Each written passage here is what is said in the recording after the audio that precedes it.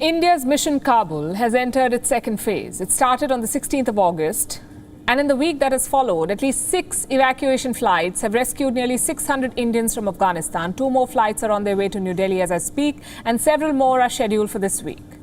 India has also shut down all its consulates in Afghanistan. There were a total of 4. Mazar-e-Sharif, Jalalabad, Herat and Kandahar. They've all suspended operations. As for the Indian embassy in Kabul, all diplomatic personnel have been evacuated, but some local staff remains to coordinate the efforts. And here's what they claim the Taliban are doing. They're trying to reach out. Reports say that senior Taliban leaders have reached out to the Indian side with a request to retain India's diplomatic presence in Afghanistan. The request is said to have come from this man, Sher Mohammad Abbas Stanigzai. For those who don't know him, Stanigzai is one of the Taliban's 7 most powerful figures. He is also the head of the Taliban's political office. And here's something else that many may not be aware of. Stanigzai was once a cadet at the prestigious Indian Military Academy in Dehradun. This was during the 1970s when India was involved in training Afghan army officials. But after the Soviet-Afghan war ended, Stanigzai left the Afghan army. He took a radical turn and joined the Taliban in 1996. So what is he saying now? Here's what he has conveyed apparently to India. He said that the Taliban are aware of India's concerns regarding the security situation in Kabul, but that India should not worry about the safety of its mission or its diplomats. He has also rejected reports that Pakistani terrorists have entered Kabul and are present at checkposts set up by the Taliban. He said all checkposts, including those near the airport in Kabul, were and firmly remain in the hands of the Taliban. That's saying a lot.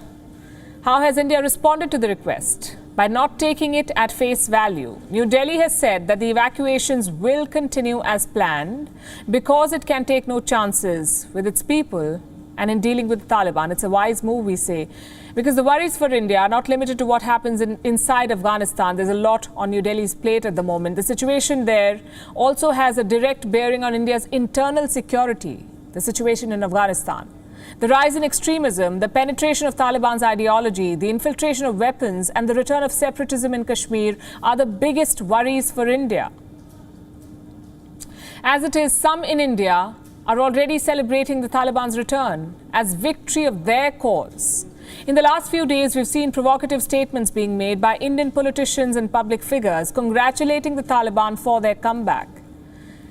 In the days to come, these radical elements and viewpoints could prove to be a security nightmare for India. So with these challenges in mind, India has begun preparing for the implications. It may start with Kashmir, where reports indicate that the centre is mulling a ban on the all-party Hurriyat conference. It's an alliance of 26 parties and organizations in Kashmir. They want to separate Kashmir from the rest of India. Now, reports say both factions of the Hurriyat, moderate and hardline, could soon be banned under the UAPA law. That's the Unlawful Activities Prevention Act, UAPA. This ban will give security agencies the power to block the flow of funds to the Hurriyat and to arrest any Hurriyat member looking to create trouble. With the news tightening around the Hurriyat, there's another religious organization that could soon be put under the scanner. It's called the Darul Uloom Deoband. It's an Islamic seminary based in the town of Deoband, some 170 kilometers from New Delhi. The Taliban follows the Deobandi school of Islam. It's a version of Islam that emanated from this town, Deoband. It evolved into different branches in Pakistan. It first emerged in 1866 as part of a revivalist movement that was sweeping British India. The Darul Uloom, which preaches this form of Islam, has no direct connection with Deobandi schools in Pakistan. Let me underline that. But the Deobandis in Pakistan did receive religious training from India during the Soviet occupation of Afghanistan.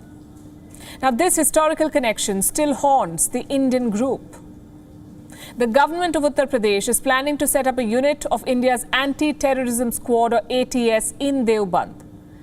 The UP government says this decision has been taken in light of the Taliban's return and due to fears that it would try to radicalize Deobandis living in India.